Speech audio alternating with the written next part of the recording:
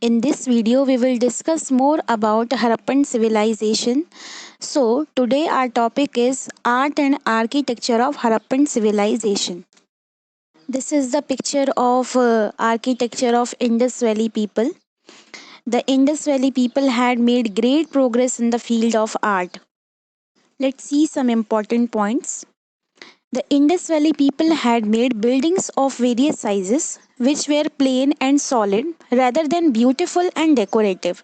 They had constructed three types of buildings: dwelling houses, shrines or public halls, and public baths. Dwelling houses are many in number, while the smallest have no more than two rooms. The largest are so vast as to appear almost as palaces. That most of these houses were double storied, it is quite clear from the marks of stairways leading to the upper story. They were made of baked bricks and mud mortar. Sometimes, when strength was required, lime and gypsum mortar was also used. The houses were furnished with paved floors and were provided with doors and windows. The roofs were made of mud, reed, and wood. It is especially noteworthy that almost every house had its own well, bathrooms, courtyards, drains, and kitchens. Our next topic is sculpture. Let's see some important points of sculpture of Harappan civilization people.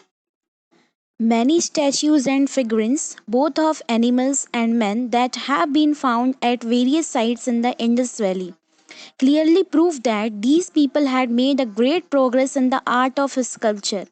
Among these statues, those of a young bull, a strong watchdog, a shawl wearing yogi, a dancing girl with her hand on her hip, and a dancer standing on his right leg while raising his left leg in front are worthy of note. All these statues faithfully display bodily features and look quite lifelike and realistic. The statue of the dancer is so beautifully executed.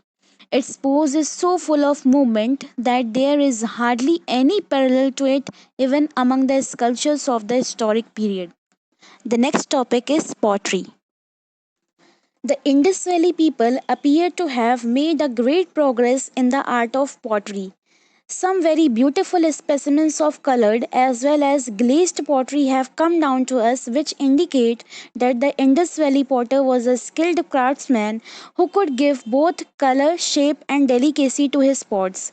The glazed pottery, which he turned out, is generally regarded as the earliest example of its kind in the ancient world. Now we are going to talk about the paintings of Harappan civilization. The Indus Valley people were very fond of paintings. Different kinds of figures and designs were drawn on earthenwares and utensils. The Indus Valley people had also achieved a great skill in drawing the figures of both men, animals, and various other objects of nature. So, our next topic is carving of Harappan civilization people. The Indus Valley people were also fully conversant with the art of carving. Their engravings of various animals on the numerous seals are very remarkable. The treatment of animals like the buffalo, the bison, the rhinoceros, the tiger, the deer, and especially the humped bull is superb and full of realism. These figures on ivory, soapstones, leather, metal, and wood leave no room for doubt that the Indus Valley people possessed the artistic skill of a very high order in carving. Let's see the polity system of the Harappan civilization people. The latest researches have proved that there existed a strong centralized government, otherwise, the construction of planned cities and roads and uniformity of the means of wealth and measurements could not be possible. This influence of religion on polity is also quite visible. It seems, in fact, that the civilization of Harappa, like those of Egypt and Mesopotamia, was theocratic in character. It also seems that there was a continuity of governments throughout the span of the civilization. Let's see the social and economic life of the Harappan civilization people. So, the first point is the people, their race, and script. It is very difficult to say as to who the Indus Valley people were and to what particular race they belonged. From the inspection of the few skulls and bones that have been found, some scholars have come to the conclusion that they were either Dravidians or a branch of the Indo Aryans. The next point is dress and ornaments. The discovery of a large number of spindles of various sizes indicate that threads both of cotton and woolen must have been spun in those days.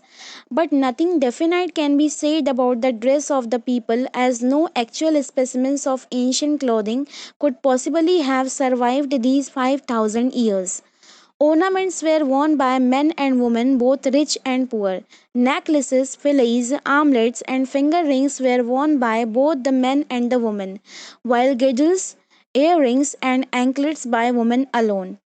These ornaments were of various designs and were made of gold, silver, copper, ivory, precious stones, bones, and shells, etc. Now we will discuss about the use of toilet and cosmetics and the hairdressing of the Harappan civilization people. The Indus Valley people were great lovers of beauty. They were not inferior to any one of the modern times as regards fashion, hairdressing, and the use of toilet and cosmetics. They were fully conscious of the various fashions of hairdressing and wore beards of different styles. It is quite interesting to note that the bellies in ancient Sindh attended to beauty and toilet culture. They knew the use of some sort of face paints, lipsticks, collyrium, expensive perfumes, and other cosmetics. Now, the next topic is food and occupation of Harappan civilization people. It appears that the diet of these people was quite simple. Wheat, barley, and milk products were the main items of their food. Some scholars suggest that rice also formed a part of their food. Fruit and vegetables, fish and meat were also taken by them. As regards their occupations, agriculture was the most important. Among other things, wheat, barley, and cotton were generally cultivated. Domesticating the animals was very common. The chief domestic animals were the bull, sheep, elephant, pig, buffalo, and the camel. They were also familiar with certain wild animals such as the Indian's bull, rhinoceros, tiger, bear, hare, squirrel, and monkey. Spinning and weaving were very common. Poetry, painted, colored, and glazed was an important industry of those days. Trade both by sea and land with foreign countries like Egypt, Sumeria, and Babylonia also flourished.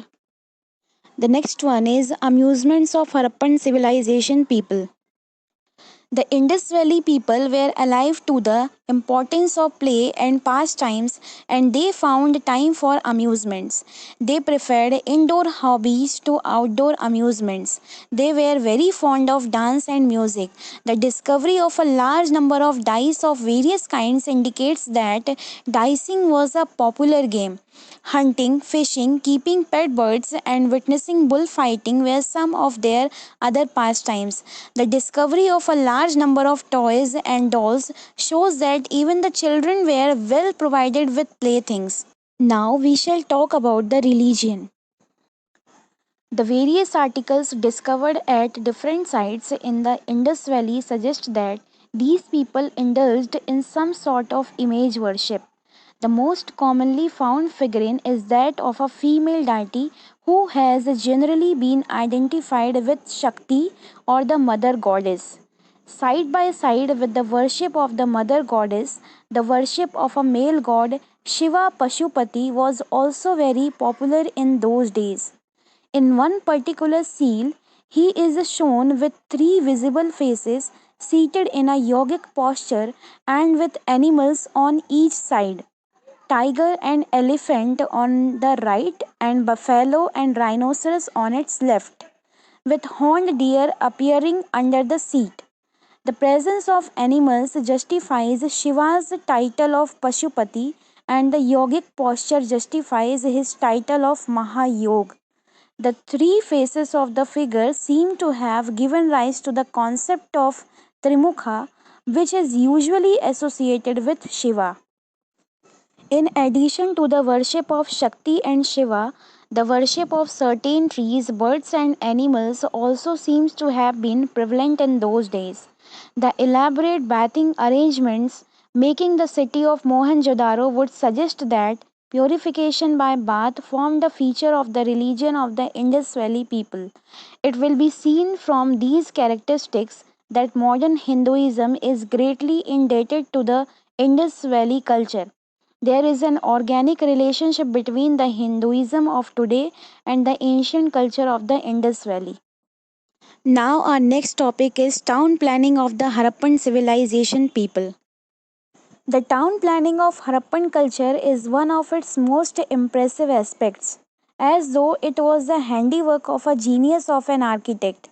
Immaculate was the arrangement of the city. In every aspect, like roads, houses, drainage, bath, granary, the Harappan people have left an imprint of originality and brilliance. First, we will discuss about the settlement pattern. Town planning was the primary specialty of the Harappan culture. Each town was divided into two main parts. On higher ground was built the fort that housed the ruling class and the priestly class. From the foot of the fort area was spread the human settlements of other classes. People of many communities lived there. The town was encircled by a high wall made of burnt bricks. The intention was probably to ward off invaders. The town planning of Mohenjo-daro, Harappa, and Kalibangan was styled as per this pattern. Let's see the houses of Harappan civilization people. The Harappan people used burnt bricks for constructing their houses. The bricks had a general proportion of 4 raised to 2 raised to 1. These burnt bricks were used in building the towns of Harappa, Mohenjo-daro, Rupar and Mehegar, etc. Of course, exceptions are found in certain cases. For examples, bricks dried in the sun were used in building houses at Kalibangan. Normally, each house had a drawing room, bedroom, and kitchen. Each had a spacious veranda, a bathroom, and a well nearby. The wastewater was drained out of the house into the main drain of the town. It speaks of their sense of health and hygiene. There are instances of double storied buildings with staircases made of burnt bricks. Each house was protected by high compound walls, probably keep off wild animals.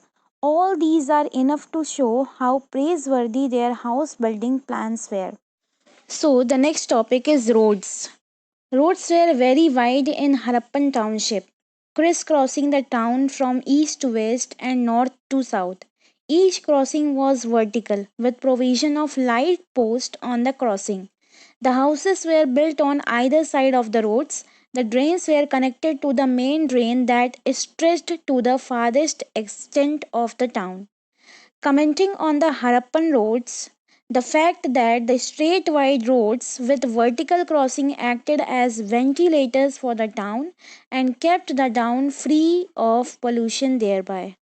Now we are going to talk about the great architecture of Harappan civilization, the Great Bath.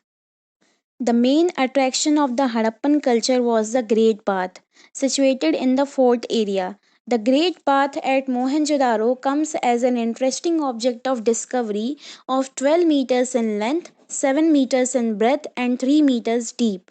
The bath was located in a hall 55 meters long and 33 meters wide. The sides and floor were rock hard. A stairway led to the bath. In an adjacent room was a big well meant to supply water to the bath pool. Separate sets of drains were connected to the bath for inlet and outlet of water. A ring of rooms, both big and small, as well as corridors, were around the bath. On three sides of the bath were galleries for spectators. This has led historians to believe that the Great Bath was for the exclusive use of the ruling and priestly classes for extraordinary occasions like coronation and different rituals. Now, let's see the contribution of Indus Valley civilization. The Indus people gave to the world its earliest cities. its first urban civilization, its first town planning, its first architecture in stone and bricks as protection against floods, its first example of sanitary engineering and drainage works. To them also belongs the credit for producing some of the earliest specimens of pottery and also inventing what was the most important aid to civilization, the device of a cart to harness the labor force of animals to the production of men's utility.